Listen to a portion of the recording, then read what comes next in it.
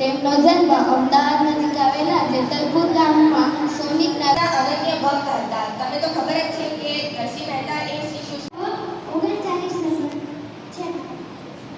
તો આજે હું ભારતના વૈજ્ઞાનિક વિશે તમને થોડું પીપીટી દ્વારા જણાવવા માંગુ છું. ભારતીય વિજ્ઞાન સંસ્થા બેંગલુરુમાં કોસ્મિક કિરણોની પ્રસારણ અંગે સંશોધન એપીજે અબ્દુલ કલામ વિશે થોડી માહિતી આપવા જઈ રહી છું. તમે અહીંયા તેમનો તેમનો જન્મ 1498 રાજસ્થાનના મેડતાના કુકરી ગામે થયો હતો. તેમનું કવિ નર્મદનો જન્મ 24 ઓગસ્ટ 1833 ના રોજ ગુજરાતના સુરતમાં લાલ શંકર અને નવદુર્ગાના ત્યાં નાગર બ્રાહ્મણ પરિવારમાં થયો હતો. તેઓ સુરતમાં ગુજરાતી ભાષાના પ્રથમ કવિ છે.